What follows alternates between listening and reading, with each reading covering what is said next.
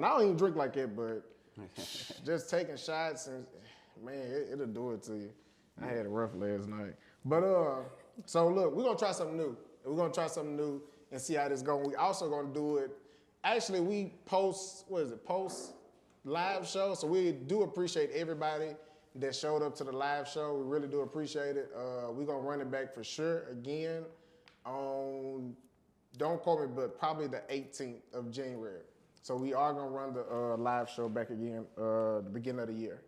But so what we're gonna do today, we're gonna do a red flag, green flag. So I'm gonna throw out a topic, I'm gonna throw out a phrase for y'all, and just let me, based on your flag that goes up, let me know why is it a red flag or why is it a green flag that you're throwing up.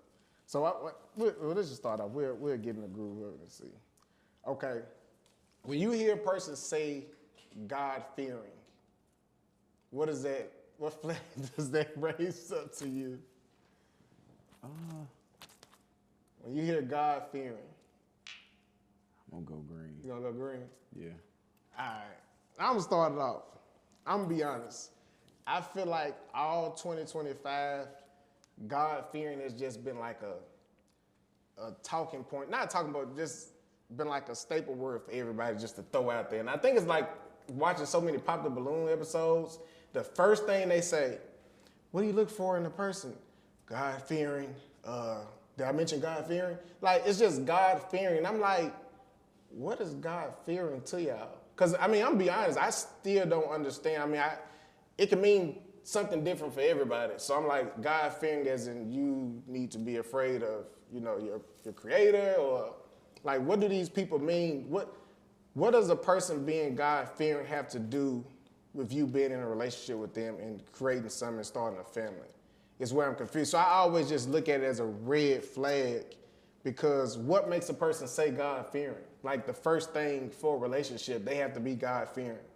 But your friend don't gotta be God-fearing for you to be friends with these people. But for you to be in a relationship, they gotta be God-fearing. I don't know. What's your reason? Why you feel like it's a red flag? It's a red flag, not for religious reasons. I feel like if that's what you believe, that's what you believe. But I don't feel my creator. I feel like we work together. You know what I mean? Yeah. I'm one with That's you, you true. one with me. So there's no need for me to fear you. If I fear you, then I don't open myself up to being able to understand you. How does that work? You know what I'm saying? I raised a green flag. I think I get what they're trying to say, but I understand, a perspective can be a 6 and a 9. You can be seeing a 6, I can be seeing a 9. Mm-hmm. So I'm saying when they say God-fearing, I understand your red flag, because people are just using it in today's time because it sounds good to say, I want a God-fearing man. But the green flag is me trying to really understand why they are choosing that. It's because if a man follow the commandments or the statutes of the Bible, he should automatically be a good man. So I think that's what they're trying to articulate. Mm-hmm. But at the end of the day, if you saying you want a God-fearing man and your life it's not congruent to that, then why you saying you want a God-fearing man? Because let's be honest, when little Tyrone call your phone, you're gonna be willing to jump on it, and he don't even deal with religion at all. Mm-hmm. Or he don't even use the word God in his vocabulary. So sometimes you gotta be honest and say what you like, because we get in front of these cameras and say, I want this man, I want this woman, but the whole time we don't even match up to that lifestyle. That makes sense. I get it. What's your green flag? I go with the green flag, but God-fearing, I mean, my take from that is just like, people, I don't think there's nothing wrong with being God-fearing. I think it's just about how you view God and how you view your what you take from being a God-fearing man.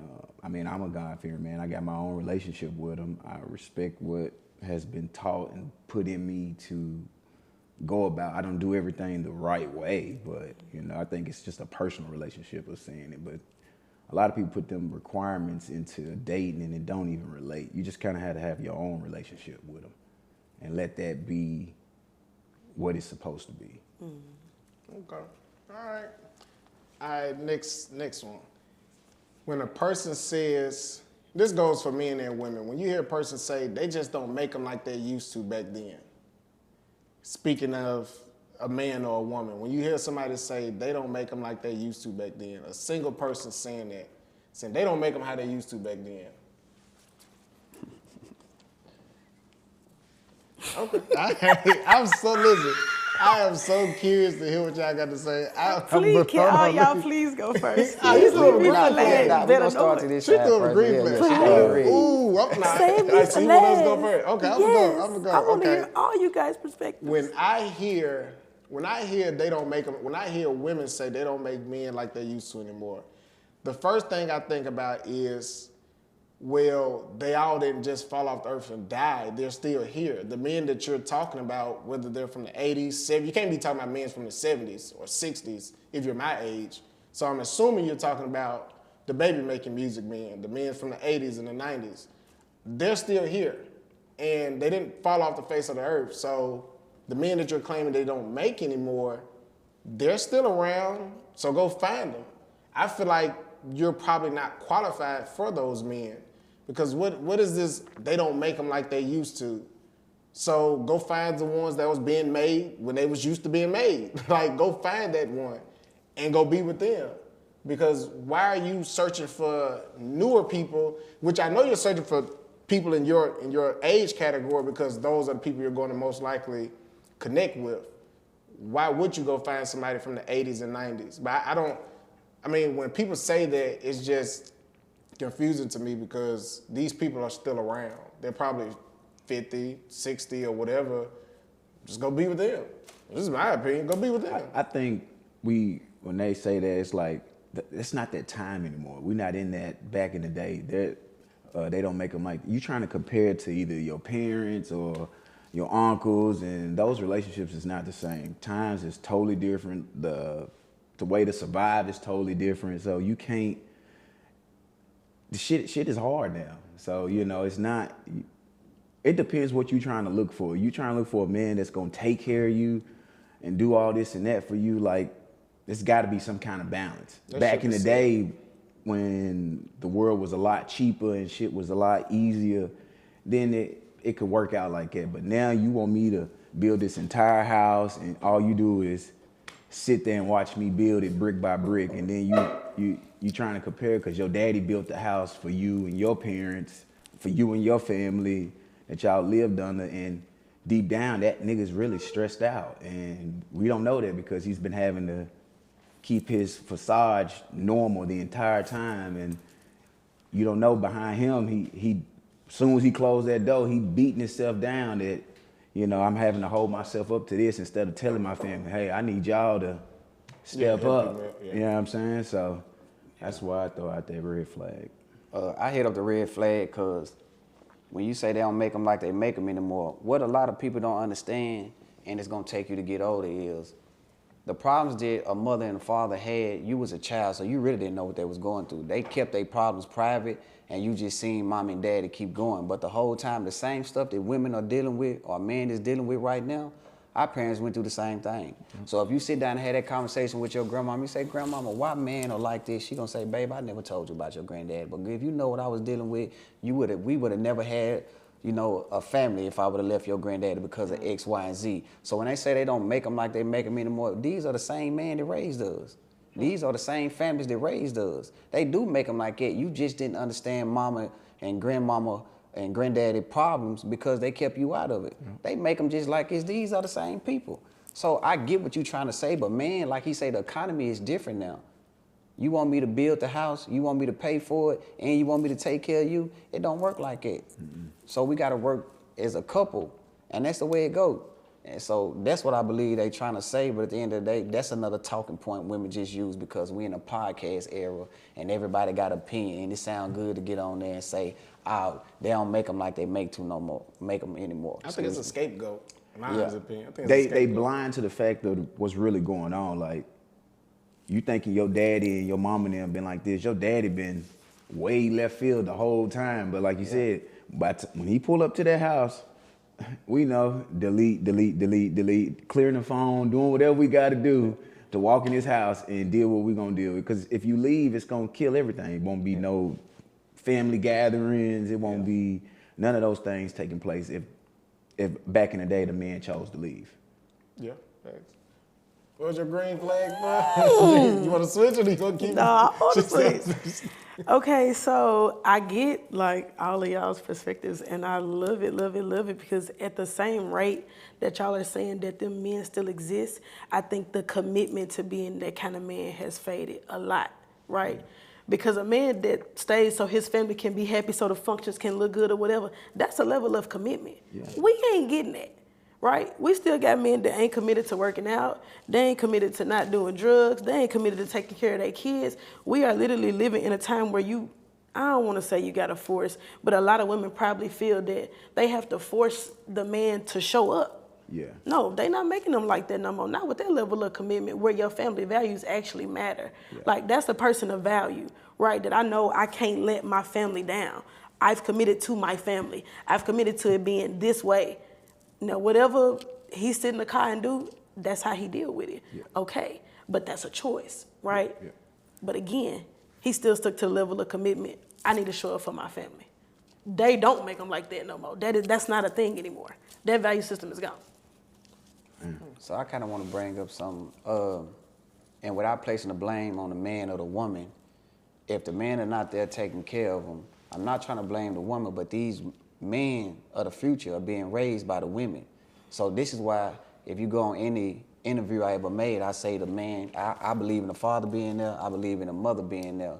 But they say a woman can't raise a little boy to be a man, which I believe is fairly true. But at the end of the day, these kids are being raised by these women, and they come back and say these men are not shit.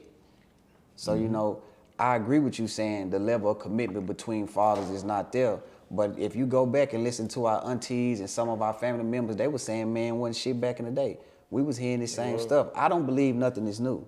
I just believe we live in an era where our parents swept it under the rug, our grandparents swept it under the rug, and we more open about talking about it. Yep. You see what I'm saying? So it seems like we have a disdain between a man and a woman. It's not. It's just we're more open about talking about it because at the end of the day, our parents' generation swept it under the rug and they didn't talk about it.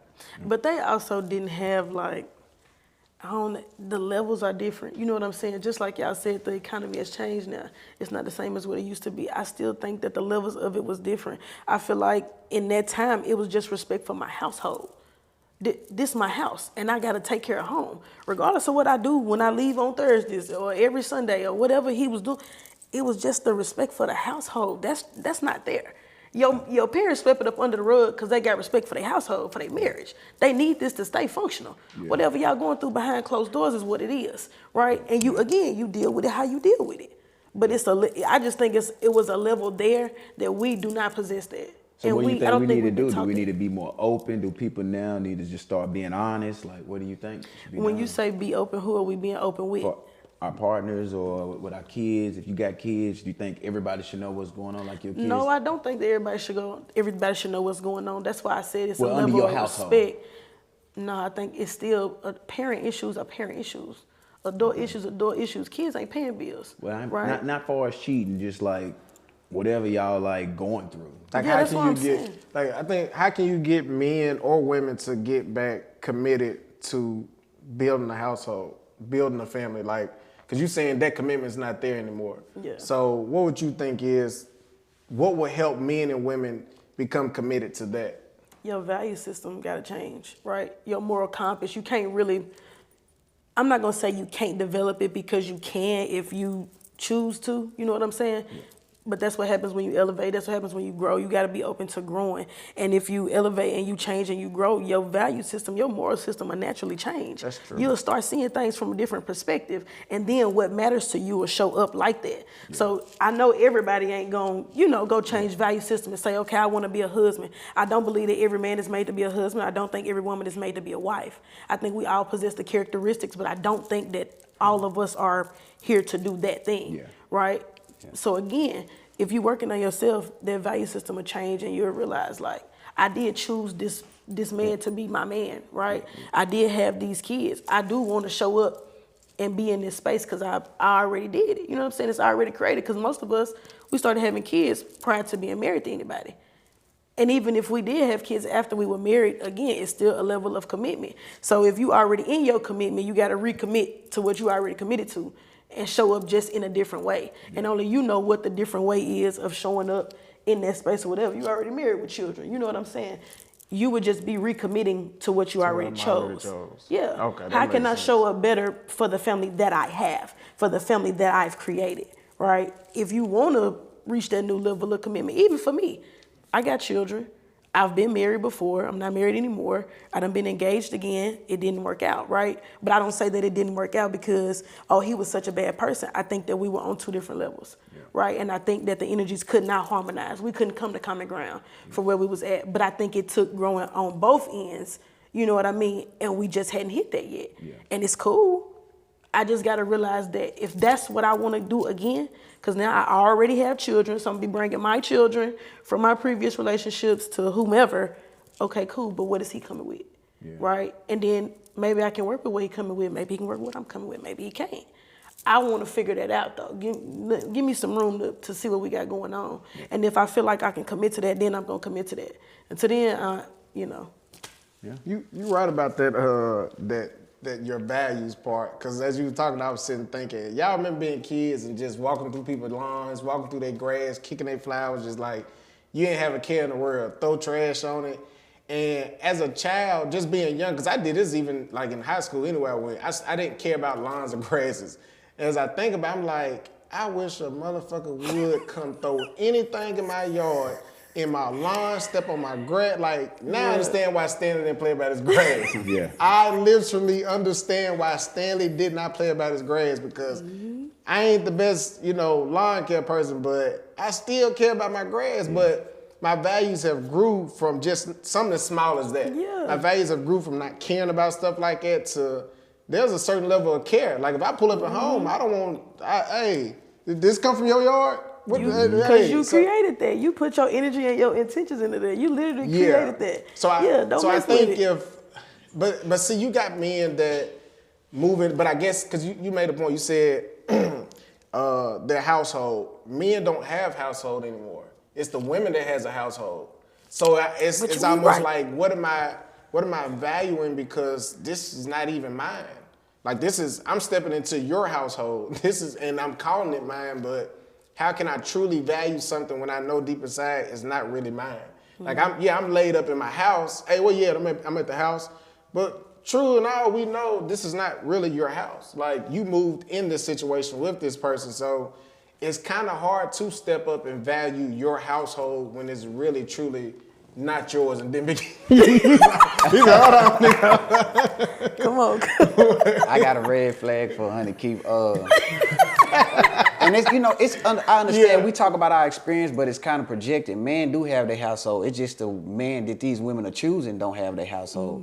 Men have their household. So I agree with Fancy. Love is a commitment, and I understand what you were saying, like people walking on your grass as you got old, and that's what I was trying to articulate when I was saying mama and granddaddy was still going through it, but you just weren't old enough to conceptualize. Men do have their own spaces, but like I always say, when a woman talks about her disdain with a man, she always goes to the negative. I want to talk about the mama and grandmama that stayed married for 50 years. I want to talk about the relationship that you had that was healthy, that as you spoke of your last divorce, whatever, and your new engagement, we went our separate ways on some grown adult stuff. He wasn't bad, you wasn't bad, we just couldn't find common ground. But what women and men tend to do, since we're on podcasts, and say, I'm not giving you no money for your veneers, you gonna smile at the next nigga. Let's talk about the man that helped you out and you helped him out and y'all still friends whether y'all together or not. So I do believe men have their own spaces, and some men are going to the point where they feeling like what women been saying for years, they rather not get in a relationship and be by themselves because they can build their own, they can do their own. But what happened is y'all talk about the Pookies and Ray Rays that make it seem like men don't have their own housing. I'm taking care of my children. Every father that I know take care of his children, and the man that don't take care of them children that was associated with me, even if I don't criticize them, I find myself separating from them slowly but surely. So I just threw my red flag up because I do believe men have their house. But it's good content to talk about the man to move into the woman house and all that. And y'all women do experience that. I'm not taking away from that. Women do experience that. They like to drive y'all cars. They like to move in with y'all. But you got to ask yourself, why is it so easy for you to keep attracting that type of person? It's a realm That's when you take of accountability, because every woman that I'm not with, that I separated from, I be accountable for what I did, but I never blame them for what they did, because at the end of the day, they did something to me too. But if somebody asks me why you ain't with such and such, you'll always hear me say what I did. But I know what they did to me too as well, and they know. But who's here to complain? Exactly. Yeah, I think that's a good thing that we do need to start doing when conversations are. When things get brought up about a person that we either fell out with or no longer communicate or whatever. When you're young, you kind of just want to jump straight. Well, let me tell you what they did. This is that. It's kind of just a little bit better to just kind of like, it just didn't work. It is what it is, But then my peoples, it's kind of just it's a better way. Yeah, it's a mature thing to kind of go about things. That different response. Let me move on to something else. Let me ask y'all this: have black people been groomed, and if so, does that make us not responsible for our actions? Groomed in what way? Yes. Have we been groomed to be the way that we are now? Like the black society, black culture. Yes. Absolutely. Have we been groomed? And if so, if y'all saying yes, does that make us not responsible for our actions, the way that we are? Whether that's, eating unhealthy, gang banging, killing our own, robbing, stealing, impregnating women, not getting married, things of that nature. Are we responsible for the way that we act since we've been groomed? Absolutely. But we've been groomed a certain way. We've been groomed to either follow us in the streets or try your best to do the education route. And I feel like they push us more to the streets, or they push us more to the bottom of the totem pole and make us work 10 times as hard to get to the next level. I feel like, we responsible because I look at our parents. I look at my parent, my mom, and I look at the mindset that she's had. It's always been the hardest of the hardest. It's never been an easy route. She's never looked for an easy route. She's never looked for, I could have just applied for this type of job and maybe my life would have been a little different. It's always been this. If you go in any place right now, and I have nothing against people that clean and custodians. I don't even use custodians or janitor. I use maintenance. But if you go anywhere, you find majority of those positions are filled with black people everywhere. And so you look at the level of where they push us to. Those are the bottom of the totem pole jobs, and they've been like that for years. And I got totally much respect to them because I did it at one point in my time of working to, finish what I was trying to do. And so, are we responsible? Yeah, because we choose that. We choose it because it's easy, and it don't really come with requirements. Yeah, I do believe we're responsible, but we have been groomed. As I stated, the 3/5 clause in the Constitution made us property. And if I have a dog and it bites somebody, I'm responsible for what that dog did. So somebody is responsible for what happened to us, but us as our own nation of people, whatever we do, yes, we should be responsible for. Nobody else is responsible for that. So at the end of the day, when you look at how we been groomed, I was just studying this earlier. There's the textbooks that's owned in America is owned by somebody called McGraw-Hill. McGraw-Hill is owned by a private equity company called Platinum Equity. Platinum Equity is owned by this dude named Tom Gorose. Tom Gorose is a Jew, just born in Israel. Now, how this all connected is how they understand how they gonna build prisons is by 3rd grade, who can't read and can't pass test scores, they say put a prison right here. So they already doing the school to prison pipeline by being groomed. Now, what the textbooks got to do with it, what they put in the textbooks is gonna make you a better worker for them, not for your own nation. Now, this same dude that owned the textbooks, we send our children to get proof pictures every year. He owned that photo company. Got pictures of our kids. He owned the textbooks that's gonna put whatever in their mind. And he owned the prison that's gonna send them to school by not having good grades. And then he done one more thing. There's a company, telecommunications company called Securus. Securus you can't have a monopoly in America, but he privatized the telecommunications in the county jails. They don't get visits no more, and he owns Securus. So he banking all the way around the board. Yeah. So when you say how we been groomed, this is why I tell people, you don't educate the people, you're gonna dominate. So people, you got your degrees and all that. I'm not saying you're not intelligent, but trust me, they have trained you. And that's why it's hard for us to work and build our own, because you can't tell me with all the players that been in the NBA, NFL, we can build our own. Yeah. But you know what? It's much easier to go work and shoot the ball for them. I'm not going to tell Stephen Curry, LeBron James, don't shoot a basketball for $100 million. I'm going to do it. But when you've been groomed since young playing basketball, 5 years old, and on draft day they say, I'm finna give you $100 million, I can't tell that man don't do that. Yeah. But I know they not going to let Jordan own the team. They're not going to let LeBron own a team. They can go be a coach that can bring it in. And I studied in the NFL.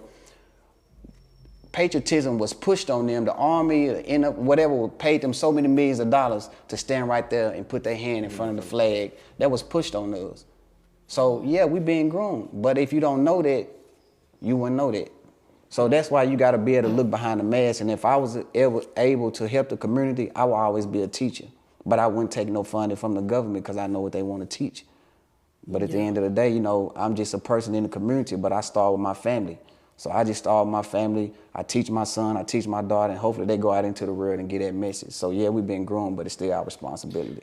And see, I think that just as much as we've been groomed, we missing what you just said. Showing up to teach your kids, showing up even to teach your grandchildren, your nieces and your nephews. Like, we got a big responsibility to show up and do just that, but we don't even handle that well. So really, as programmed as we are, it's also a lot of uncultivated things that are transpiring.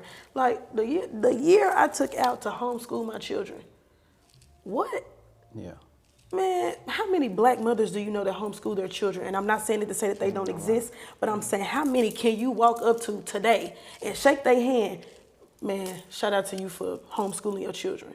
Because nobody that has not done that knows exactly what that takes. I did it for 1 year. I had to go back to my altar about that. God was like, yeah, you need to outsource, right? Because I got overwhelmed. I got overstimulated. I love my children, but my teaching style and their learning style are two different things, right?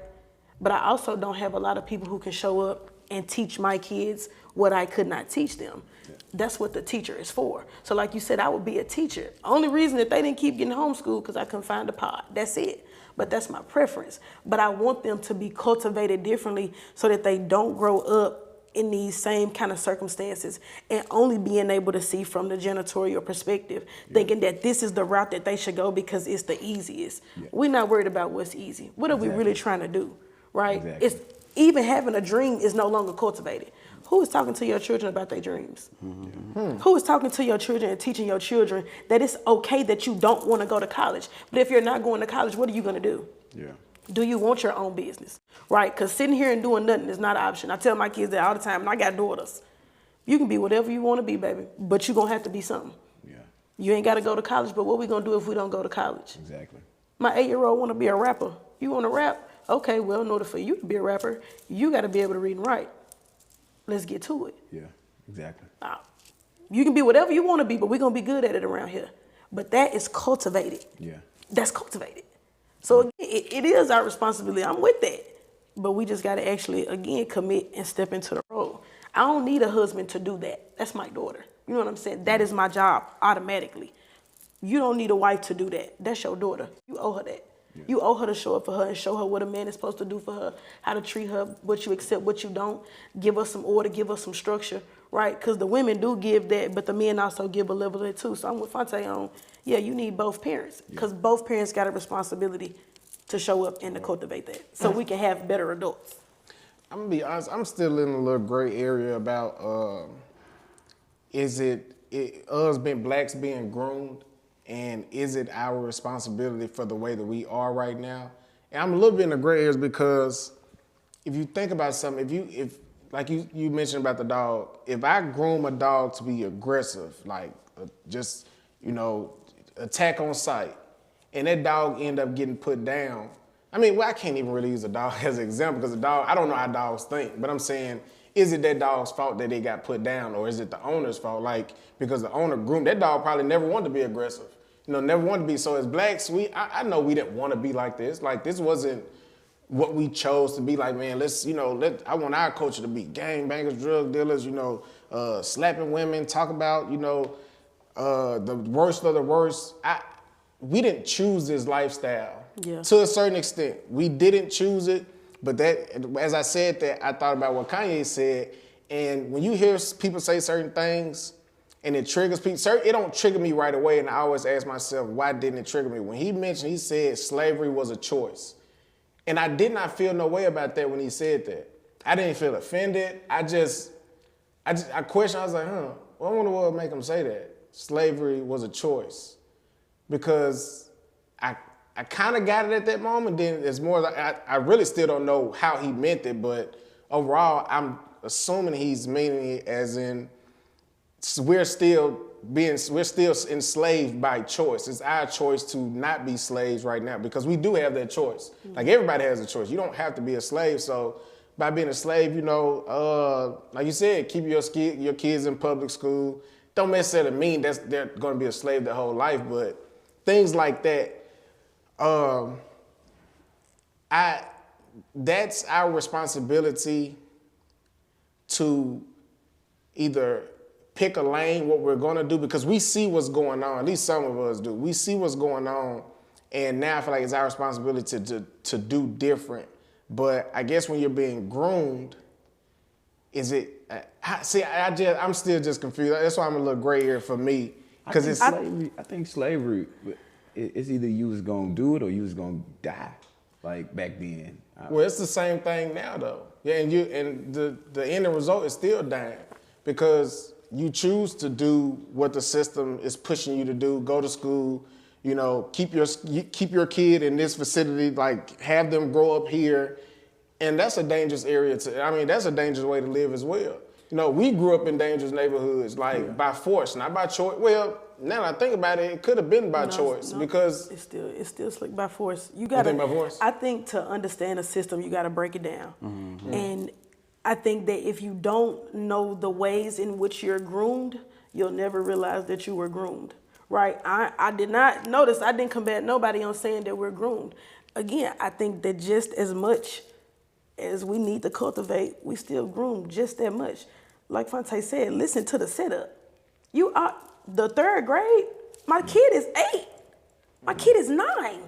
You already praying on them going to prison at 8 or 9? But they got a system for that, right? And we don't understand the system. I don't know what you're looking at in my 8-year-old to know that they're going to prison, right? Just like when we talk about the environment. Do you know how much stuff we're deprived of in particular neighborhoods? Yeah. You know how many resources they don't have? You don't know that you have better options because you can't see them, right? I realized that though when he said that because I looked at we lived in MDHA.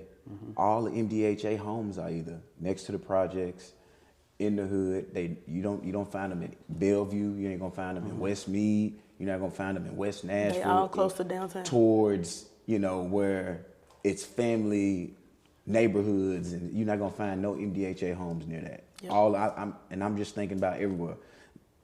On 40th, there's one, because at one point we was about to have to move before we moved to East Nashville. It was one on 40th, it's literally right across the street from Preston Taylor. The one in East Nashville, Chester, it's a street over from Strayway. Like it was a lot of stuff going on in those areas. Douglas, you know what I'm saying? So I realized they set us up to just be right in this bubble. And if you get caught up in it, man, it'll project where you're supposed to be going. Like from 3rd grade, I got kicked out of school in 3rd grade. So I already knew what path they probably were saying that I was going to be heading on. This dude just kicked out of school in 3rd grade.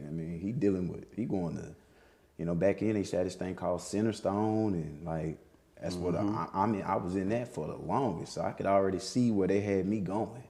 Yeah. So how do y'all think we break out of that matrix? How do y'all think we beat the odds of what was set against us? What makes a person break out of the matrix? Is it their way of thinking? Is it something clicked in them? They probably would have said, okay, he got kicked out of school in 3rd grade. Check him, put him on the list for going to prison. Yeah. But somewhere along the line,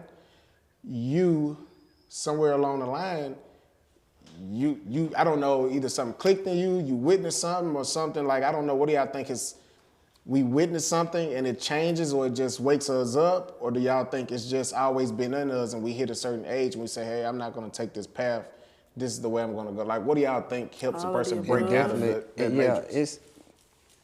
It's definitely the way we've been groomed. It's definitely how you've been taught. It hasn't always been in us, because you can go back to, the roaring 1920s where, we had our ancestors. It was businessmen, whether it was Tulsa.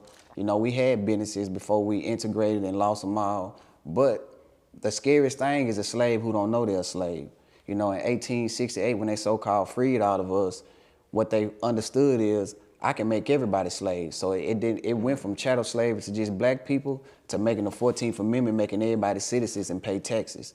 The Boston Tea Party, we went to war over 2% tax. Britain, when they wanted to break free from England in 1776, they said, I'm not paying y'all taxes no more, taxation without representation. So a lot of us still slaves that don't even know. That's a person incarcerated that's free in the mind as somebody that's in the world. You see what I'm saying? So when we live in America, what they have done is indoctrinated us so much to make us think we free, but the whole time we still enslaved. Don't pay your mortgage. Pay the house off and don't pay your taxes. We all still a slave, and that's what you was kind of, articulating on about Kanye West. I don't think he meant it in the worst way, but until you get to the level he at and deal with the people he got to deal with, you don't understand. I love to work out. Me and Troy love to work out. We can buy a personal trainer at the level Kanye on the whole time. He's a handler for, a particular person. So, and I always tell people, the devil can only tempt you by that which you like. If I'm a king and I'm sitting on my throne and a peasant pass by and throw a rock, I'm not going to get off my throne. But if the devil tests me with my children, I'm coming off that throne. So it can be a mother of my children, a woman I'm dating, whatever you into. And I don't know if he was in the movie or Tupac or his Afina Shakur or his auntie Asad Shakur actually told him this, but they said the government gonna give you everything you need to destroy yourself. So they're gonna give you everything you need to destroy yourself. Go ahead, go get all the riches in the world. Go get all that. They're gonna bring you down in a second, whether it's P. Diddy, whether whoever it is. None of us get to leave this without a blemish on our record because they control everything. So the only way out of this is, my theory, and I'm not telling people to be up in arms and go storm the Capitol, is this whole system got to go away. So my comfortability of my houses and my mortgage, it almost got to be sacrificed to the point where our people not subject to this no more. Yeah. But that's the scary part about it. And that's why LeBron got to keep dunking his basketball, because he's not finna give up his security for y'all can live on. We didn't let Malcolm X, Martin King, Khalid Muhammad, we done let all these people get killed, and we just sitting right here acting like all we want to do is buy some big rims for our car. And that's not the way out of this. Who was that? Make this statement. I believe it was you I was talking to about this.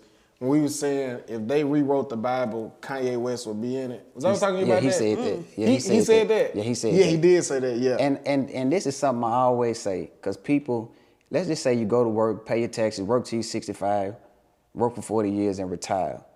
When you look at history, name anybody in history, I guarantee they went against the status quo. I don't care if it was Napoleon, Julius Caesar, Hannibal.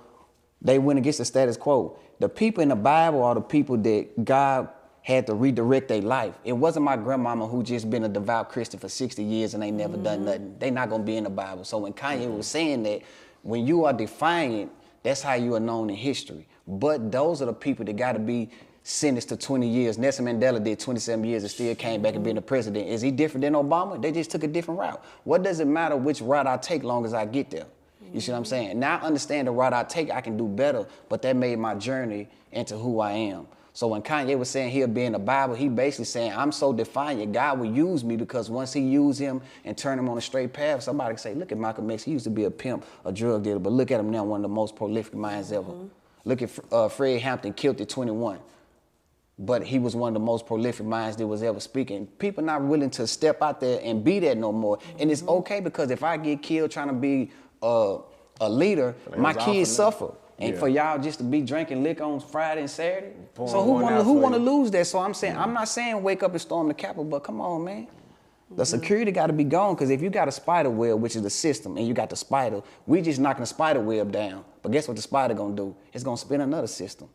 So back in the day, they didn't let us buy property. FHA was started so black people couldn't get loans. Homeowners Association was started so black people couldn't get in there. They had red line, and we've been through all this. But you got somebody today saying, oh, I got a house, I got a mortgage. Don't you know they ain't even let your ancestors get one? Don't think you the shit now because you got one. They didn't let your ancestors get one. That's why we couldn't pass down nothing. So we fighting something bigger. If you get past child support, they get you with a criminal record. You get past a criminal record, they get you with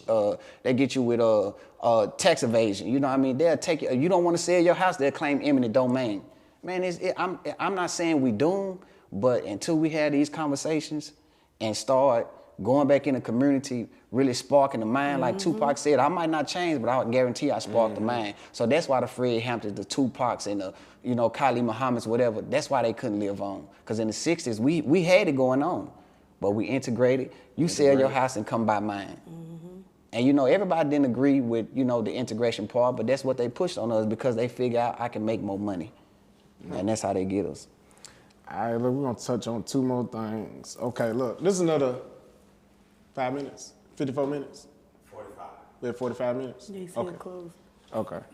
He said close it? No, he put the thing up on his phone and said close. Yeah, we close to it. Yeah. Okay, close. Okay, 98% of people that go to the club are depressed and seeking temporary dopamine. I don't know now. Don't Are you quote me looking on for that. I a don't red know if flag or that's green flag? Yeah, red flag, green flag. I don't know if it's true as far as the percentage. I'm not sure if it's true, but I'm going to say green flag. He going to vote. I'm going to say green flag. Because I did say earlier, I said, man, it is like a relief, like going out for me sometimes. Because I can't do it as often, but when I do go, I don't. But I feel lonely in the club too. Don't y'all like that? Like No. I be feeling lonely in the club. I be in the club reading books. No, I do not. I don't feel lonely at all. I'm here for loud But that music. sound like you sing, like, it's almost like you are lonely. Like, not in a bad way, but it's like, you're here reading a book, you're lonely ass, like, get up, have a drink, jump on the couch or something like. I had a drink and I sat down. The music is good. I wanna be in the environment, but I don't have to interact with the people. I'm not in here for the people. I'm really not. I will come here by myself. And you know me. What's my favorite club, Jadelle? After hours. I don't go anywhere else. That is the epitome of clubs. Everybody hates after hours because why are you in there? I used to love it, then I hated it. For me, I think when I go into clubs now, it humbles me because I get to look around and see where my life could possibly be and what I possibly could be doing or not doing. And I don't know everybody's situation. I just judge based off of looking at people, but I'm a pretty decent, good judge of a character. So when I look at people, it's almost like you can kind of tell when a person kind of got something going on for themselves and kind of don't, based on how many people they running in their faces and who's running up to that person, who's willing to break their neck to come talk to this person, who's jumping from the side of the club. So, I mean, when I go, it does humble me because I just like, thank God that ain't me. No wonder I stopped coming here. No wonder I stopped doing this, stopped doing that. But I feel lonely in the club. So I wouldn't even say that that's a true statement. Now, the dopamine, you do get a rise because it's a lot that goes on in the club, a lot. Yeah, it's a vibration. At once. But Yeah, I have a saying that I say perspective is reflective. So your perspective is the way you reflect and see other things. It depends on what you're seeing. You can go in the club and say 98% of people are depressed, and it's not that that's false, but sometimes people are just there because what's the difference between the club owner selling alcohol and the drug dealer out in the community selling? You see what I'm saying? The owner's in there to make money. If you take a real estate agent and drive down the street, somebody else will see the neighborhood. The real estate agent gonna see money. He gonna see houses. So it's all how you see things. So I'm not saying everybody's in there depressed, and I'm not saying that that's false, but I met a comedian one time who was just, I was cool with, and he just liked to be funny on Instagram, but he said that's how he stopped himself from being so stressed out. Like, bro, why you always just, you know what I mean? Like, but at the end of the day, I'm saying everybody play a role so you won't take a loss. The person who was a janitor allowed me to go out and be Chainsaw Charlie. The person who was a football player allowed my mom to go out and be a nurse, whatever the case may be. So everybody play their role. So the people that's in the club drinking alcohol, sometimes you got to learn to let people be, because this one dude told me one time, he said, man, you got to learn how to take stuff without giving people stuff. I'm like, it sounds savage. What you mean? Because there was a guy walked up to me, his daddy was some type of rich dude. And I'm like, man, why don't you get right, man, so you can get inheritance from your dad or whatever the case may be. And another dude stopped me and said, hey, man, dude like to get high. You get in the way of his karma. Sometimes you get in the way of people karma. But you got to learn how to get information from people and just not feel like you owe them something. Now, I'm not saying he told me to take something from them physically, but I'm just saying just take people for what they is. If they want to be in the club, depressed and high, you got to say, you know what, that's what they want to do. How you doing, though, man? I catch up with you, man. All right, man. All right, player. You know what I mean? And then you see your boys over here just like I seen y'all. Okay, we vibe. What you got going on, man? We'll vibe. And that's just how it be. See, I'm at the point now when I go out, I'm kind of in the mode of socializing now. Like I want to give off a good energy. Like, hey, what's going on? How you been, man? Woo, woo, woo. But you know, it's our spots. Everybody's just still on. Yeah, the toughness. Yeah. Nobody want to speak. Nobody ain't like. Yeah. We live on this mode. Like I've been in that mode before, and it don't do nothing but you sit there and be quiet the whole time you out, and it's like, yeah.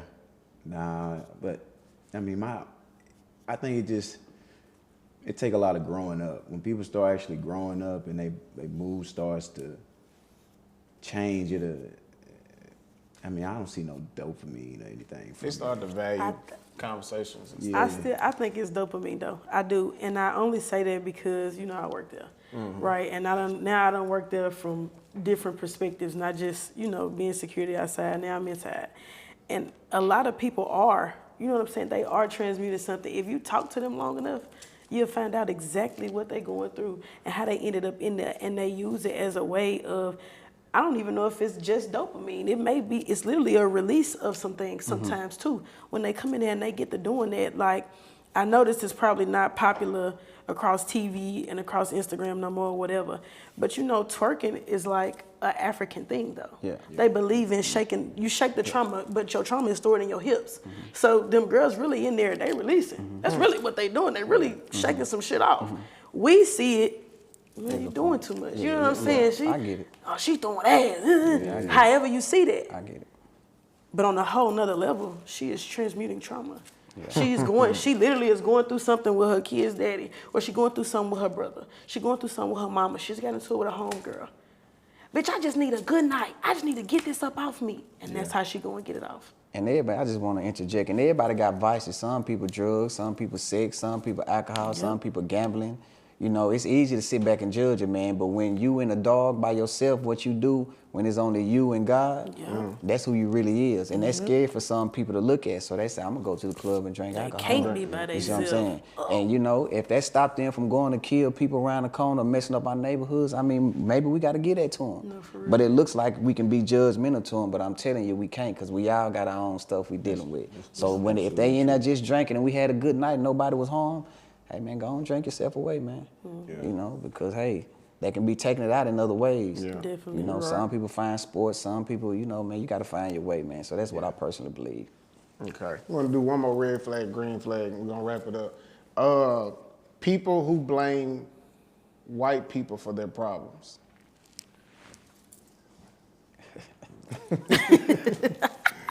Yeah, I'm kind of in between too. He's up in between. People who blame white people for their problems, man. I used to be one of those. Used to blame white people for my problems, but somewhere along down the line, I it's not their fault. Are they responsible for probably the way, I'm living? More than likely. But, I mean, we all choose our own path. I mean, we all are able to make our own decisions. I've gotten to a space where I don't want to blame anything on anybody anymore. I want to fully hold myself responsible for everything that I do. Like it wasn't even really hard getting to that point. I had to ask myself, like you said, you look in the mirror. So if one of my vices is I like to sit in the house and watch porn all day or whatever the case may be, I do have to ask myself, why am I doing this? Why? And I'm not gonna sit and, it just keep coming down my phone. I can't help it. If they wasn't just on here showing ass and titties, I wouldn't watch it. But it's just like, I'm still making that choice to do it. But I've gotten away from putting fault or blame on anybody. Cause I want to be able to be comfortable with myself and not knowing, I done blamed this person over here for the shit that I'm doing or did, and I'm still doing it. And they ain't even around me no more. So it really was me, it wasn't them. So for white people, I don't, white people are always gonna be in and out of everybody's lives, whether it's work, court, marriage, whatever the case may be, but I don't just tend to man, it's the white man's fault, and if it wasn't for him, I'd be up here right now. I got away from that, man. I don't blame nobody for nothing go on in my life. I take full responsibility. I feel like by now we should all understand that white people got a system for everything. Yeah. They got a system for everything. I don't care what it is. They have a system for that. At this point, it's no blaming them. Learn the system and get out of it. That's it. That's your option. That's it. Learn the system and get out of it. That's You why. can't blame them no more because you're conscious enough to know how the system works, whether you learned about the prison system, whether you learned about the mortgage system. That's what I'm the- saying. what- you know it. You know what they looking for. Yeah. And it's too much information available for us to make an excuse about not knowing about it. Again, what I say, to break a system down, you got to understand it. Yeah, that's why when I finally passed that test and I started to really see, when they give you your computer and you get to see what's really going on, I'm like, we're so behind. And we can blame them on certain stuff because they've literally hid it and it's only worked in their favor. And that's why they own the entire street of the black communities. And then we think if we sell that we gonna make this money, and then on the back end they know like you gotta pay taxes, but we don't think about that. We just think about, oh, I'm about to get this certain amount of money. They done offer me to move out of the neighborhood, when the whole time you could have just stayed there and did something totally different if you knew the information. But you know, I told myself getting into this that all I know how to do is be real. I don't know how to cut corners. I don't know how to stab people in the back. I don't know how to not lay it all out there. And so getting in this, I can't wait to kind of like really take off with it, because I'm just gonna be real about it. Like, you know, you really don't have to sell. If you really want to think about it, we could do something like this and this and this, and it can work out like this. You know, what they do, they sell their homes to their family, so it stay in the family. Mm-hmm. I might be in a tough situation, and I need to sell my crib. I'm gonna just sell it to my sister. It's still in the family. Yeah. And they just passing money. And it's like, dang, we so busy trying to sell it on the market to whoever when we could have put it in Just our sell the cousin. family. Hey, good, let's fix this up and we can get you in a position. I'm gonna sell you my home. We're gonna put somebody in there, but it's still in the family. And that keeps the money flowing, keeps everything under, but nobody don't know that. You gotta learn the system, like you said. You fam. gotta learn the system. I'm never blaming white people for my problems. I'm smart enough to know. I'm intelligent enough to go out in the world, operate, attain assets, and pass on stuff. So I know better than that. But if we get into the context of things, aka a system again, there's no way you can go without looking with what the colonizers and the Europeans have done across the world. For instance, we can just use the system of money. Another man created a paper money, issued it a system, and now I'm being blamed because I don't have it. But if you go back to God creating all men, making them equal, who we paying to stay on the earth anyways?